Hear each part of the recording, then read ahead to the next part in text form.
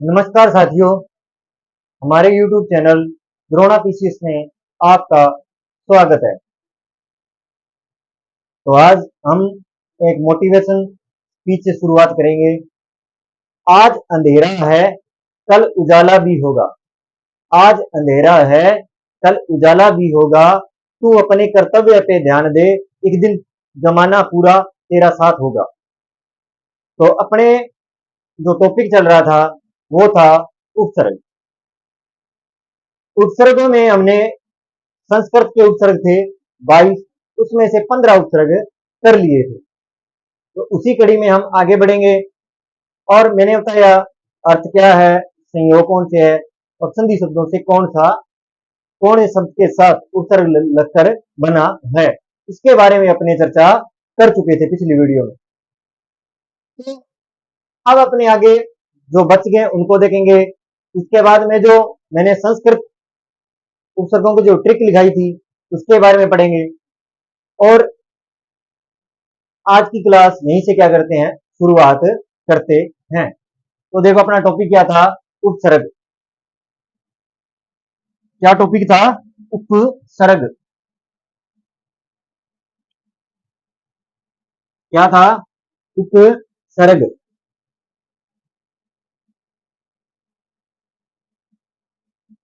क्या टॉपिक था? उपसर्ग। अपने चर्चा कर रहे थे उपसर्गों के बारे में।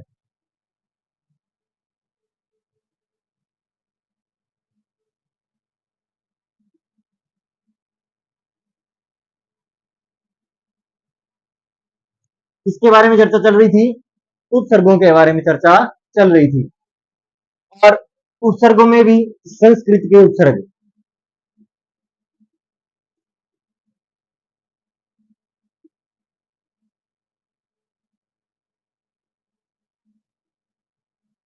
उपसर्ग इनकी चर्चा कर रहे थे, संस्कृत के उपसर्गों की चर्चा कर रहे थे। और इसमें अपनों ने 15 उपसर्ग पढ़ लिए थे। कितने? 15। मैं एक बार जब तक उपसर्ग चलेंगे मैं बार बार बताता रहूंगा, जिससे आप कंफ्यूज न हो पेपर में।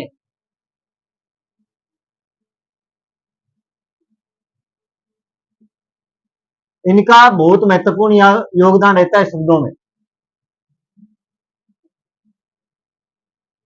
जिनमें परिवर्तन नहीं होता है। कि जिन शब्दों में क्या नहीं होता और इसमें क्या होता है, परिवर्तन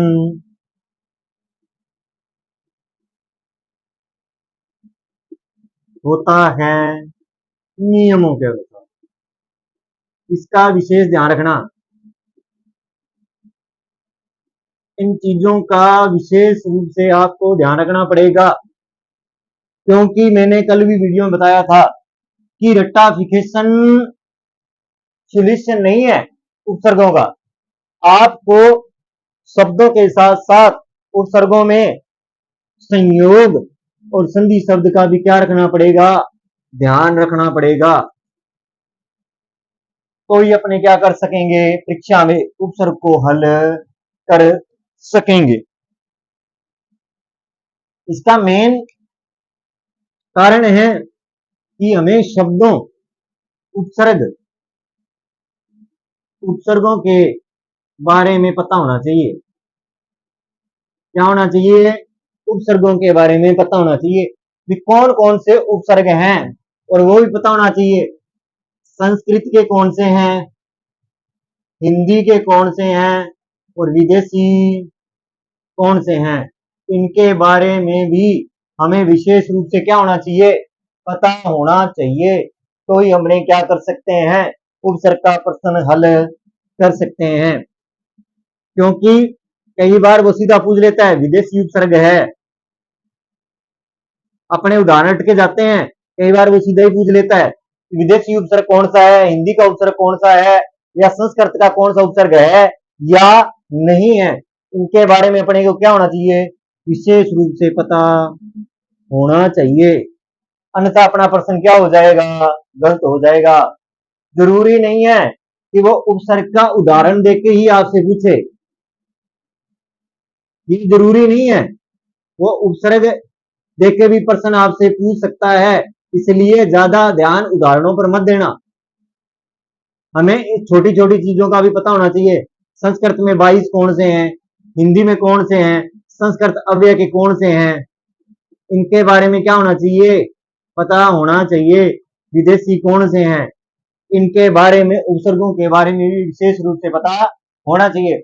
अपनी साइकोलॉजी रहती है कि उदाहरण रट लो। क्या रहती है कि उदाहरण रट लो। जरूरी नहीं है वो उदाहरण ही दे, आपसे वो किसी प्रकार से भी प्रश्न पूछ सकता है। इसलिए इन चीजों का भी विशेष रूप से आप ध्यान रखना। सारा फोकस उदाहरणों पर भी मत रखना कि वो उदाहरण देके पूछेगा, ये जरूरी नहीं है। वो उपसर्ग की आपसे परिभाषा भी पूछ सकता है।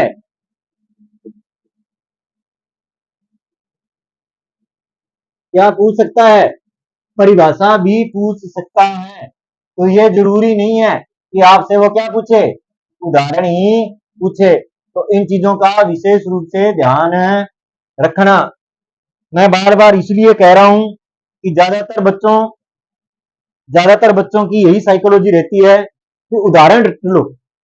ज्यादातर बच्चों का क्या रहता है कि उदाहरणों को रट लो। जरूरी नहीं है वो उदाहरण दे, वो किसी प्रकार से भी उपसर्ग का प्रश्न बना सकता है। वो कथन के रूप में भी आपसे प्रश्न पूछ सकता है, अर्थ के रूप में भी पूछ सकता है। कौन सा उपसर्ग विदेशी है, हिंदी का है या संस्कृत का है, इसके बारे में पूछ सकता है। वो प्रश्न पत्र सेट करने वाले एग्जाम पर डिपेंड करता है कि वो उदाहरण के रूप में पूछता है, अर्थ के रूप में पूछता है, कथन के रूप में पूछता है, परिभाषा के रूप में पूछता है। एक बार एग्जाम के अंदर विलोम शब्द अपने शब्दों को रटते हैं, और उसने विलोम शब्द को कथन के रूप में पूछा था। बच्चे रट के गए थे क्या, दिन का रात, ये रट के गए चले गए। तब विलोम शब्दों में क्या पूछे, वो शब्द के पूछेगा। और उसने पूछा क्या, विलोम शब्दों में कथन के रूप में प्रश्न पूछा उसने। तो बच्चों का करा कराया सब खत्म, क्योंकि सब बच्चे क्या पढ़ के गए थे, उदाहरण पढ़ के गए थे। तो ये जरूरी नहीं होता कि आपने सोच लिया कि उपसर्ग है तो उदाहरणों में से देगा, नहीं, कोई जरूरी नहीं है। वो एग्जामिनर पर डिपेंड करेगा कि वो आपसे उपसर्ग का अर्थ पूछे, उदाहरण पूछे, परिभाषा पूछे या कथन के रूप में प्रश्न पूछे। वो किस पे डिपेंड करेगा, वो एग्जाम पर डिपेंड करेगा। आप कुछ नहीं कह सकते, आप ये नहीं कह सकते कि आपने उदाहरण क्यों नहीं दिया, वो उस पर डिपेंड करेगा। इसलिए आपको ज्यादातर उदाहरणों पर डिपेंड रहने की जरूरत नहीं है। उदाहरण पढ़ो, इसके बारे में ज्ञान अर्जन करो, पर उसके साथ साथ उपसर्ग की और चीजों का भी ध्यान रखो, क्योंकि बच्चे पॉइंटों में रह जाता है। एक प्रश्न तो बहुत कुछ होता है, अपने उदाहरण रट के चले गए, उसने अर्थ पूछ लिया तो अपना उपसर्ग का टॉपिक खत्म हो गया। अपने ने उपसर्ग को विस्तार से नहीं पढ़ा, उसने उपसर्ग को कथन के रूप में पूछ लिया तो अपना प्रश्न खत्म हो गया, क्योंकि अपने ने कहीं पढ़ा ही नहीं। इसलिए कई बार उपसर्ग की परिभाषा पूछ लेता है, अपने यहाँ उदाहरण रट के चले गए, तो क्या करोगे बताओ, वहां पे अपना प्रश्न वहीं खत्म हो गया। क्यों, किस देखा है कि बच्चों का सिर्फ माइंड यही रहता है कि उपसर्ग के उदाहरण रट लो, बस। परी का है तो परी के सारे उदाहरण रट लो, दूर है तो सारे रट लो, आ है तो सारे रट लो, अधि है तो सारे रट लो। कोई जरूरी नहीं है, वो एग्जाम पर डिपेंड करता है। आप उदाहरण उदाहरण कितने रटोगे, दूसरी बात। और हो सकता है वर्ड के रूप में पूछ ले, कथन के रूप में पूछ ले, परिभाषा के रूप में पूछ ले, फिर वहां पे क्या करोगे आप, सोचने वाली बात है ना। तो इसलिए केवल उदाहरणों पर ही डिपेंड मत रहना। अब जो मैंने ये चीज करवा रहा हूं ना, संयोगों में क्या है, परिवर्तन नहीं होता है, और संधि के नियमों से क्या हो जाता है, उसमें परिवर्तन। ये वो कथन के रूप में आपसे पूछ सकता है, वहां पे क्या करोगे बताओ। आप ये सोच रहे हो कि सर, जब से आप संस्कृत के उपसर्ग लगाने लगे हो तब से ये दो लाइनें लिख रहे हो। अरे मैं इसलिए लिख रहा हूं कि कल को कथन के रूप में प्रश्न पूछ ले तो आप वहां कंफ्यूज ना हो। वो ये लिखे, संयोग शब्दों में परिवर्तन नहीं होता है, ये गलत है। और वो पूछे ये इसमें कौन सा कथन गलत है उपसर्ग के बारे में, तो ये कथन गलत हो जाए। अगर आपने पढ़ा होगा तो भी तो गलत करोगे, आपको पता ही नहीं है तो वहां पे क्या करोगे बताओ, क्योंकि आपने तो उदाहरण तो रट के चले गए। मैं ये बार बार चीज इसलिए रख रहा हूं कि कल को ये प्रश्न कहीं मिल जाए तो आप वहां पे कंफ्यूज न हो, इसलिए बार बार इन चीजों को रिपीट कर रहा हूं, जिससे आपको अगर ये प्रश्न किसी एग्जाम में मिल जाए तो आपको ऐसा ना लगे कि ये तो कभी पढ़ा ही नहीं है अपनों। तो इसलिए आपको उदाहरणों के साथ साथ इन चीजों का भी विशेष रूप से ध्यान रखता है। वो ये भी पूछ सकता है कथन में, उपसर्गों की मात्रा बड़ी होती है, नहीं होती है, उपसर्गों की मात्रा क्या होती है, छोटी होती है, न कि बड़ी होती है। उपसर्ग होते हैं, उपसर्ग शब्दांश होते हैं, वहां पे लिखा होगा उपसर्ग शब्द होते हैं, नहीं होते हैं, वो क्या होते हैं, वो शब्दांश होते हैं। वो पूछ सकता है उपसर्ग का अर्थ, उपसर्ग प्रतंत्र होते हैं, किसी न किसी शब्द पर आश्रित होते हैं, तो ये चीजें वो क्या पूछ सकता है, कथन के रूप में आपसे पूछ सकता है। आप इसको गलत नहीं ठहराओगे यहाँ पे। इसलिए प्रत्येक चीज का क्या होना चाहिए, हमें पता होना चाहिए, न कि सिर्फ उदाहरणों पर डिपेंड मत रहना। आगे चलते हैं।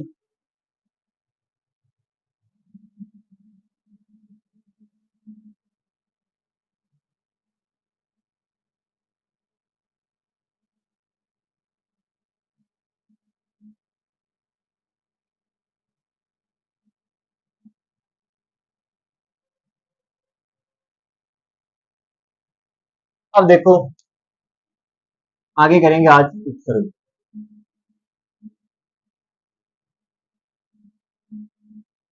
आज करते हैं 16 नंबर। तो पहले अपने बना लेते हैं डायग्राम।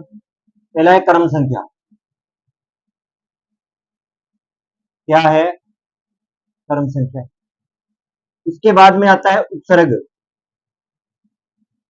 इसके बाद में आता है अर्थ, उसके बाद में आता है संयोग शब्द,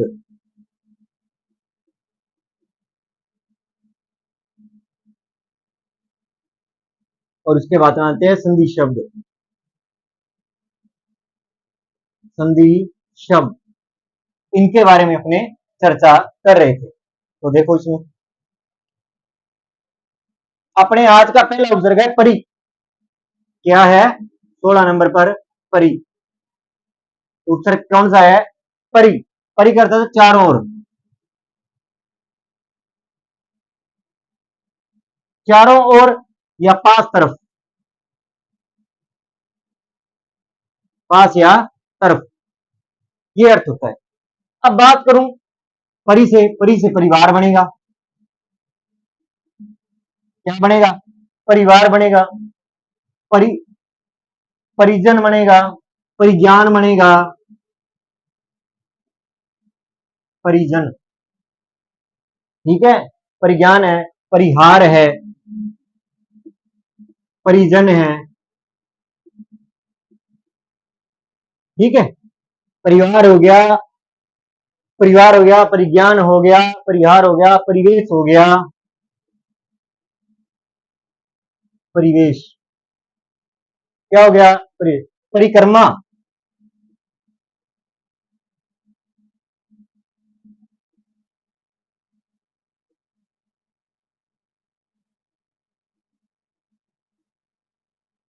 क्या आएगा, परिक्रमा।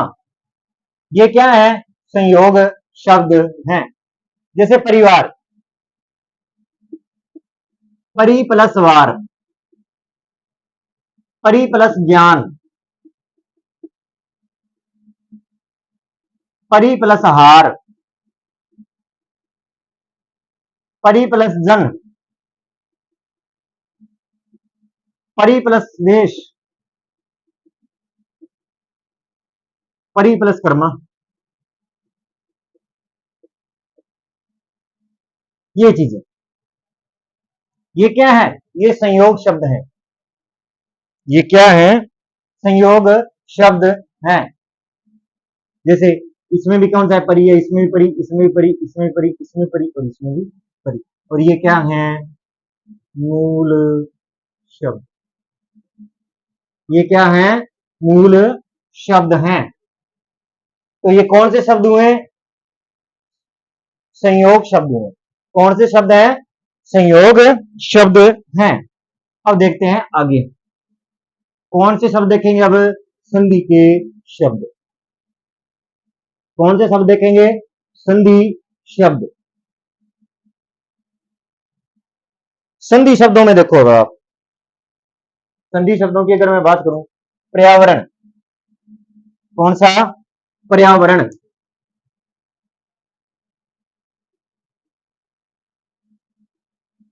शब्द कौन सा है? पर्यावरण। तो परि प्लस आवरण, परि प्लस आवरण, इसको ऐसे भी लिख सकते हैं, और इसको, इसमें उपसर्ग भी कितने हैं? दो हैं, परि प्लस आ प्लस वर्ण, इसको इस तरह भी लिख सकते हैं। ठीक है, इसमें कितने उपसर्ग है? दो। पर्यटन, शब्द कौन सा है? पर्यटन। क्या है? परि प्लस अटन, परि प्लस अटन, परि प्लस अटन। ठीक है, पर्यंत, परि प्लस अंत, परि प्लस अंत, पर्याप्त,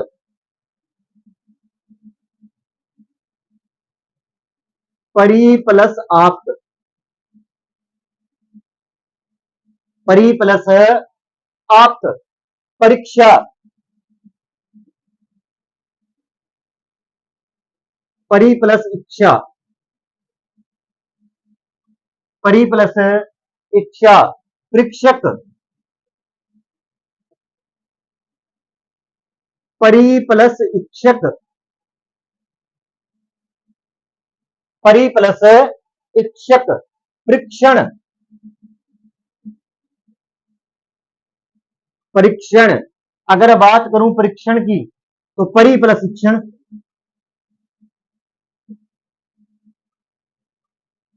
परि प्लस इक्षण। तो ये शब्द कौन से हो गए? ये शब्द हो गए संधि शब्दों से। इससे शब्द है संधि शब्दों से। जैसे देखो, पर्यावरण, पर्यावरण को कर देंगे तो परि प्लस आवरण, या इसको उपसर्ग देखें कितने? दो, परि प्लस आ प्लस वर्ण, तो इसमें ये भी उपसर्ग है और ये भी उपसर्ग है। पर्यटन में कौन सा है? परि है। पर्यंत में परि है। पर्याप्त में परि है। परीक्षा में परि है। परीक्षक में परि है। और परीक्षण में कौन सा उपसर्ग है?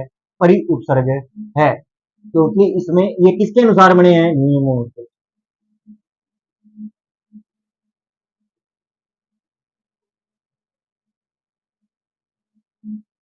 किसके अनुसार है? नियमों के अनुसार है। तो देखो, ये देखो, 16वां कौन सा है? परि। परि का मतलब क्या होता है? चारों ओर या पास या तरफ होता है। संयोग शब्द कौन से बने? परिवार, परिज्ञान, परिहार, परिजन, परिवेश और परिक्रमा। अगर मैं बात करूं संधि शब्दों में, पर्यावरण, परि प्लस आवरण भी बनता है, परि प्लस आ प्लस वर्ण भी बनता है। पर्यटन का परि प्लस अटन, पर्यंत का परि प्लस अंत, पर्याप्त का परि प्लस आप्त, परीक्षा में परि प्लस इच्छा, परीक्षक में परि प्लस इच्छक, परीक्षण में परि प्लस इक्षण। ये सारे के सारे अपने कहां करेंगे? संधि में और करेंगे। अभी इसमें संधि शब्दों में और करें, ये किस प्रकार परिवर्तन हुए हैं, इनके नियमों के बारे में अपने विस्तार रूप से कहां चर्चा करेंगे? अपने चर्चा करेंगे कहां? संधि के टॉपिक में। वहां आपको इन चीजों का ध्यान नहीं रखना पड़ेगा कि अब परि में मात्रा छोटी लगेगी या बड़ी, क्योंकि उपसर्गों में मात्रा कैसी होती है? छोटी होती है। उपसर्गों में मात्रा कैसी होती है? छोटी होती है। इसलिए आप क्या नहीं होंगे वहां पे? कंफ्यूज नहीं होंगे। इसलिए मैंने सबसे पहले आपको क्या करवाए? उपसर्ग करवाए। इसलिए आपको संधि नहीं करवाई है, क्योंकि संधि जो है वो नियमों में बंधी हुई है। उससे पहले अगर आप संधि करना चाहते हैं, उससे पहले अगर आपको उसके बारे में थोड़ा बहुत पता होता है, जिसके माध्यम से आपको संधि क्या लगनी लग जाएगी? सरल लगने लग जाएगी। अब यही उदाहरण वहां पे करोगे तो आपको थोड़ी संधि क्या लगेगी? सरल, क्योंकि संधि में नियम होते हैं। और आप शुरुआत में ही क्या करने लग जाते हो? संधि को लेकर बैठ जाते हो, तो संधि बहुत बुरा, बहुत ही बोरिंग है। क्योंकि अपने को ध्रुव में पता नहीं है, परी में पता नहीं है, अधि में पता नहीं है, इन चीजों के बारे में पता ही नहीं है, तो आपने प्लस से पहले क्या करेंगे, अधि में बड़ी लगाएं या छोटी लगाएं, क्या करें बताओ, वहां अर्थ का भी पता नहीं होता है। तो ये चीजें आप उसके बाद में प्रत्यय टॉपिक स्टार्ट करेंगे, प्रत्यय है उसके बाद शब्द शुद्धि का स्टार्ट करेंगे, तो उनमें अपने चीजों को पता लगेगा। उसके बाद में संधि करेंगे तो बहुत सी चीजें अपने खुद को पता होगी, तो आप रुचि के साथ संधि को करोगे और वो चीजें दिमाग में भी रही। सीधा टॉपिक लेने से संधि कभी समझ में नहीं आएगी, उनको टुकड़ों में, अगर आप टुकड़ों में बांट के संधि को करोगे तो आपके लिए वही चीज क्या हो जाएगी, सरल हो जाएगी, जिसके माध्यम से आप संधि में क्या नहीं होंगे, कंफ्यूज नहीं होंगे। और ऐसा कोई कंपटीशन नहीं है जिसमें संधि का क्वेश्चन न आए। अब देखो आगे, अगला अगला करते हैं 17 नंबर। कौन सा? 17 नंबर। कौन सा करेंगे? 17 नंबर।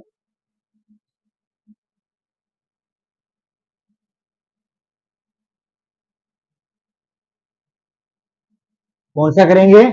17 नंबर। 17 नंबर कौन सा करेंगे? 17 नंबर। अब देखते हैं आगे।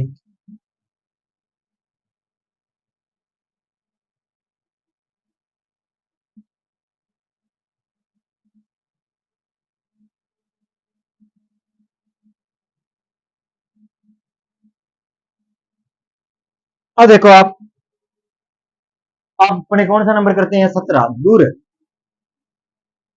देखो इसके बारे में थोड़ा पहले चर्चा करते हैं, दूर के बारे में। देखो आप जब संधि करोगे, जब आप, मैं आपको थोड़ा सा इसके बारे में बता देता हूं, उसके बाद में लाइनें वापस खींच लें, कोई बात। देखो दूर है, दुस है, नीर है,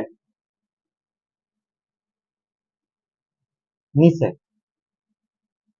इसमें दो चीजें होती हैं। देखो अगर आप उपसर्ग कर रहे हो, क्या कर रहे हो, तब तो क्या लगेगा? दूर। अगर वो पूछ रहा है संधि के अनुसार,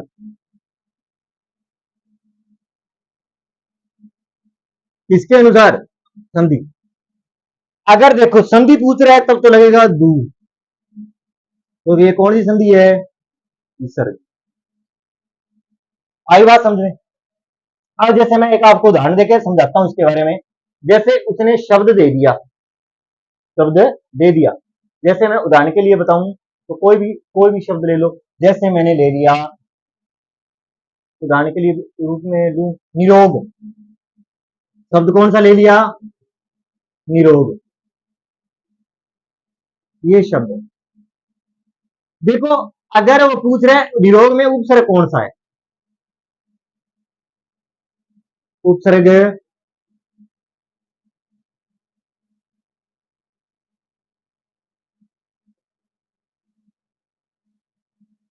तो कौन सा आएगा? निर। अगर वो पूछ रहा है तो उपसर्ग निर प्लस रोग हो जाएगा इसका। तो वो क्या पूछ रहा है? उपसर्ग। निरोग में उपसर्ग कौन सा है? अगर यही प्रश्न वो इस तरह पूछे, अगर वही प्रश्न इस तरह पूछे कि निरोग का संधि विच्छेद होगा,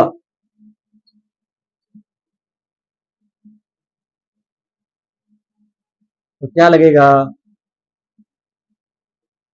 इसका आपको विशेष रूप से ध्यान रखना होगा। इन चारों में इस चीज कंडीशन की ध्यान रख।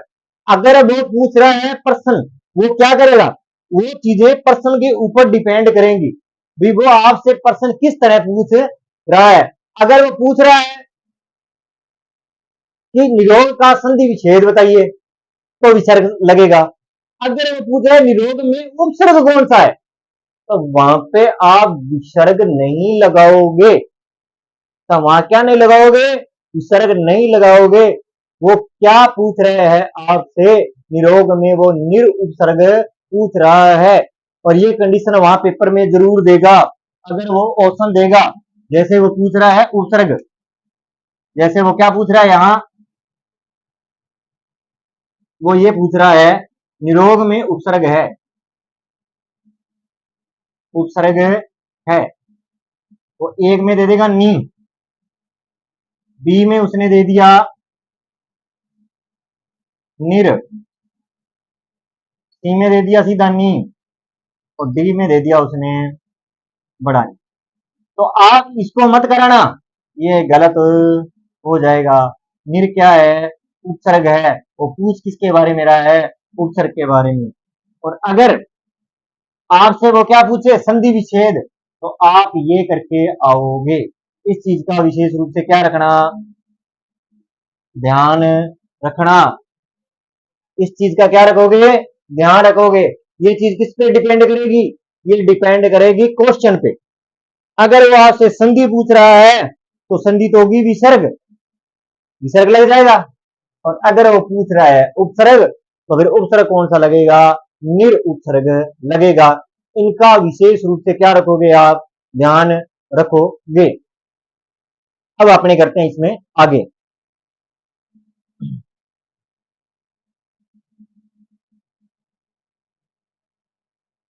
कौन सा उपसर्ग करेंगे आप बताओ, दूर, कौन सा उपसर्ग करेंगे, दूर।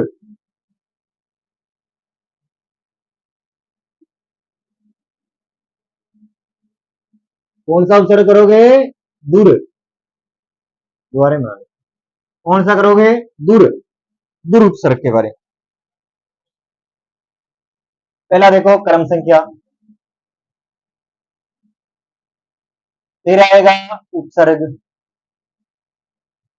फिर आएगा उसका अर्थ, उसके बाद में आएगा संयोग शब्द, उसके बाद में संधि शब्द।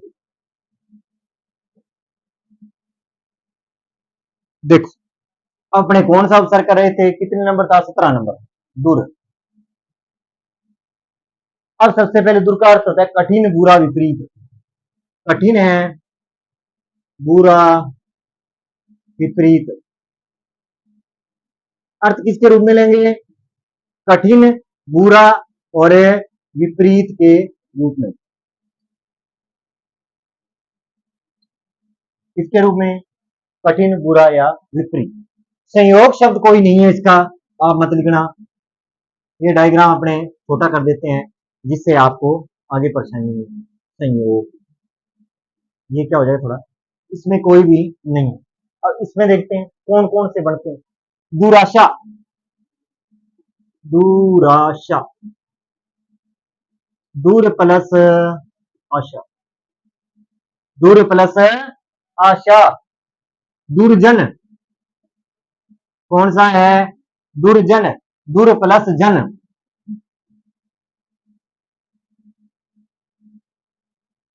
आगे अगर मैं बात करूं दुर्गम, दूर प्लस गम। अगर मैं आगे बात करूं दुराज, दूर प्लस राज, दूर प्लस राज। ये शब्द क्या, इनमें कौन सा उपसर्ग लगा हुआ है, दूर उपसर्ग लगा हुआ है। आगे मैं बात करता हूं दूर दुस, दूर दुस, किसके बारे में, दुस के बारे में।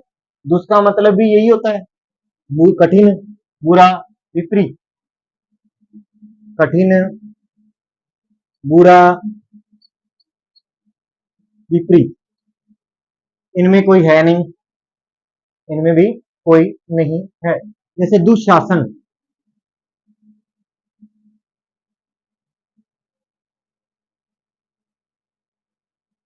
दुशासन, तो क्या बनेगा बताओ, दुस प्लस शासन,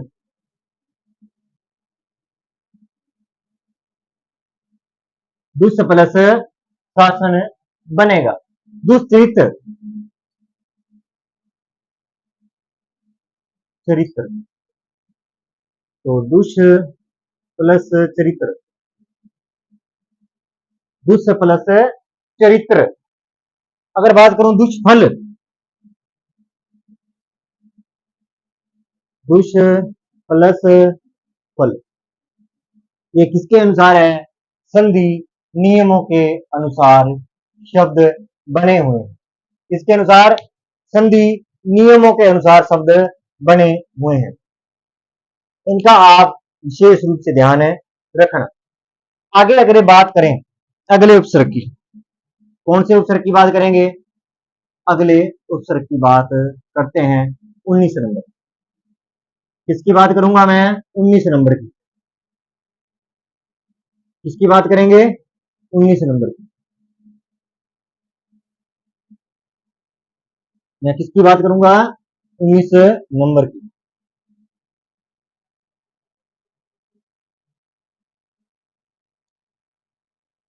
19 नंबर की बात करूंगा। 19 नंबर कौन सा है बताओ? दूर दुस, दूर दुस निर। कौन सा उपसर्ग आएगा? निर। निर। अब देखो निर का मतलब क्या होता है? बिना बाहर विशेष, बिना बाहर विशेष, बिना बाहर और विशेष के रूप में इसका अर्थ होता है। अब बात करते हैं, इसमें तो कोई है नहीं, निराशा। शब्द क्या है? निराशा। और निराशा निर प्लस आशा,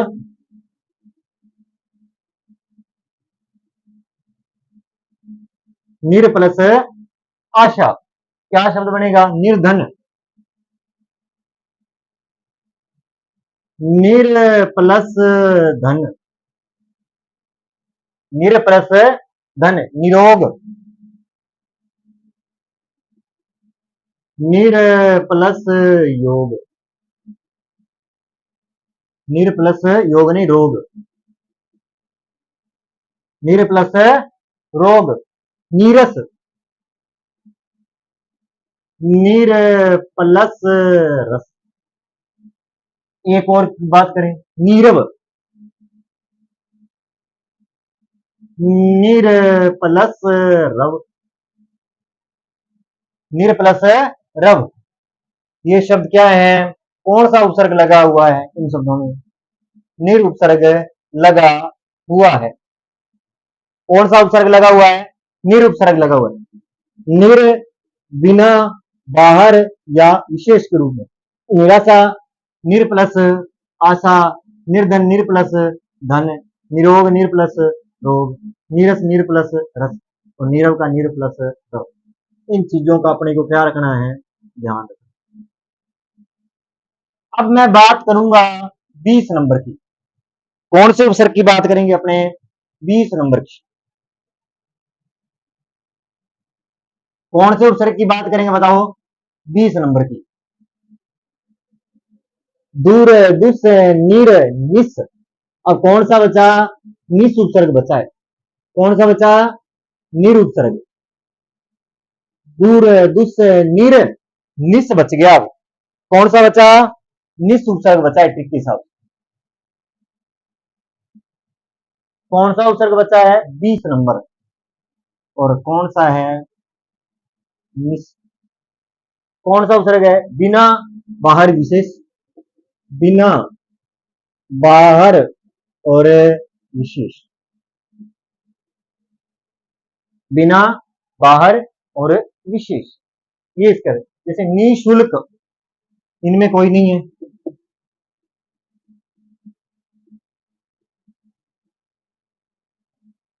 पहला है निशुल्क, निशुल्क, निस प्लस शुल्क,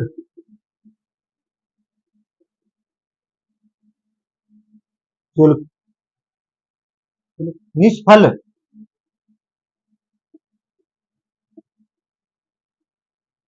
निश प्लस फल, निश प्लस फल, निष्फल, निसंतान, निसंतान,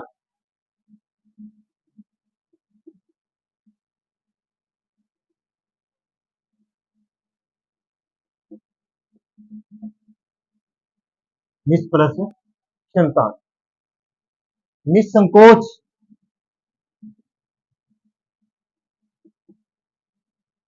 निसंकोच, निस प्लस संकोच, संकोच। ये शब्द किसके आगे, ये शब्द हो गए किसके, निस के, किसके हो गए, निस के। निशुल्क, निस प्लस शुल्क, निष्फल, निस प्लस फल, निसंतान और निसंकोच, इनके बारे में अध्ययन किया। अब बात करते हैं कौन से की, 21 नंबर की। किसकी बात करेंगे, 21 नंबर की। किसकी बात करेंगे अपने, 21 नंबर,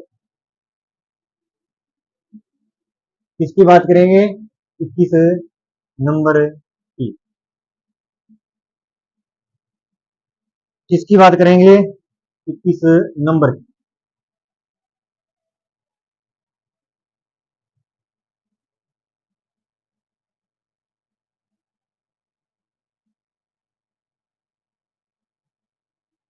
इक्कीस नंबर की बात करते हैं। किसकी बात करेंगे, 21 नंबर की। किसकी बात करेंगे, 21। अपी, शब्द क्या है, अपी। अपी का मतलब होता है भी। क्या होता है भी, क्या होता है भी, अपीतु शब्द बनता है। अपिहित, अपिहित भी बनता है, अपिधान भी बनता है, अपिधान। अपी प्लस टू, अपी प्लस हित, अपी प्लस धान, ये क्या बन जाएंगे, इसके टुकड़े बन जाएंगे। अब बात करते हैं किसकी, संधि शब्दों के बारे में। किसकी बात करेंगे, संधि शब्दों के बारे में। किसके बारे में बात करेंगे, संधि शब्द। और संधि शब्द इसका कोई भी नहीं है। अब बात करते हैं 22 नंबर, किसकी बात करेंगे, 22 नंबर की। किसकी बात करेंगे, 22 नंबर की, जो कि संस्कृत का लास्ट उपसर्ग बचा है सु। ये कौन सा है, 22 नंबर सु। अच्छा, सु का मतलब क्या होता है, अच्छा, सरल। संयोग शब्द बहुत ज्यादा है, सुयोग, क्या है, सुयोग, सुशील, क्या है, सुशील, सुकर्म, सुकवि, सुकवि, सुविचार। ये कैसे शब्द हैं, संयोग शब्द हैं। ये कैसे शब्द हैं, संयोग। जैसे इनके टुकड़े करूं तो सु प्लस योग, सु प्लस शील, सु प्लस कर्म, सु प्लस कवि, सु प्लस विचार,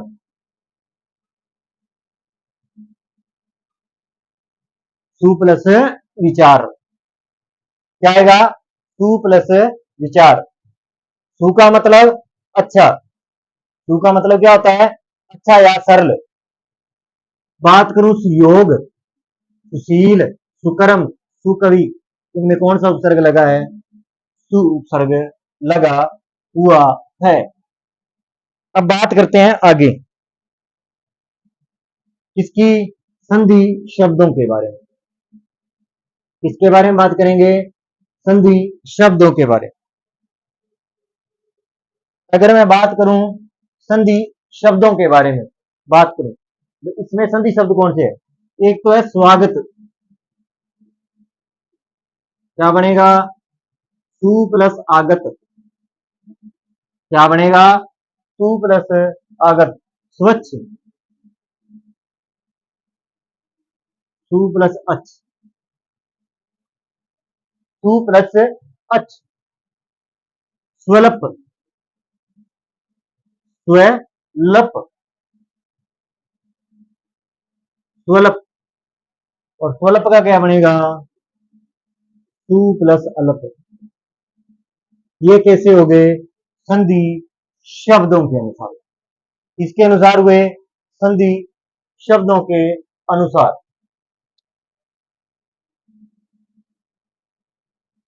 एक शब्द और लिख लो, ठीक है। ये शब्द कौन से हो गए, संयोग। सु का मतलब अच्छा या सरल, सुयोग है, सुशील है, सुकर्म है, सुकवि है, सुविचार और सुमन है। ये शब्द कैसे हैं, संयोग। स्वागत संधि के अनुसार स्वच्छ है, स्वलप है। ये किसके अनुसार बने हैं, संधि शब्दों के अनुसार बने हुए हैं। इनका आपको विशेष रूप से ध्यान रखना है। तो ये कौन से उपसर्ग हो गए आज अपने कंप्लीट, संस्कृत के उपसर्ग आज अपने पूरे हो चुके हैं, और इनका ही विशेष रूप से पेपरों में पूछा जाता है। विशेष रूप से क्या है, इन्हीं के बारे में पूछा जाता है, इन्हीं के बारे में विशेष रूप से पूछा जाता है। अब मैं बात करूं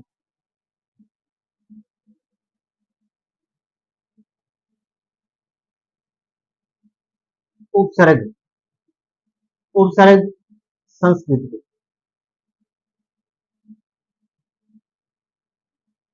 कितने थे, बस कौन से थे देखते हैं।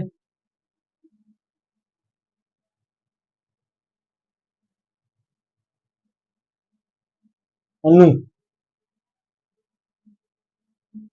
अपने, चले, अब, आ है, आ अब है, आ अब है। उपाध्यक्ष उठते बैठे हैं,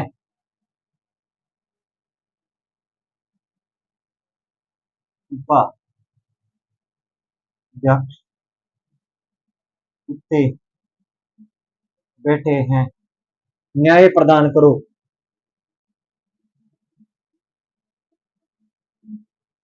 प्रदान करो, न्याय प्रदान, प्रत्येक पराजय,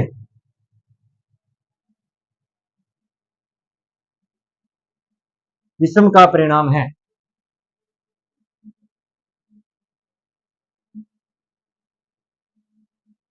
परिमाण है। दूर है, दुस,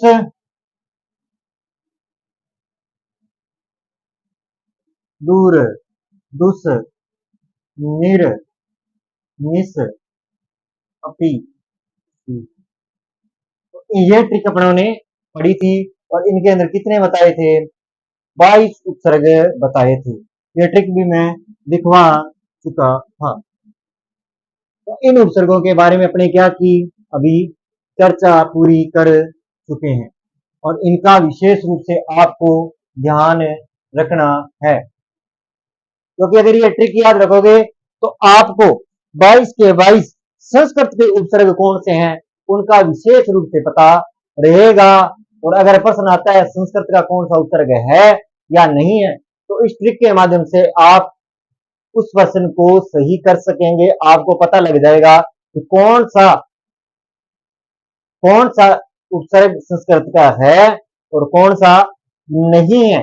इसका आपको क्या रहेगा, विशेष रूप से ध्यान रहेगा, जिससे आप क्या है कि पेपर में क्या नहीं होंगे, कंफ्यूज नहीं होंगे, और आपका प्रश्न क्या होगा, सही हो जाएगा।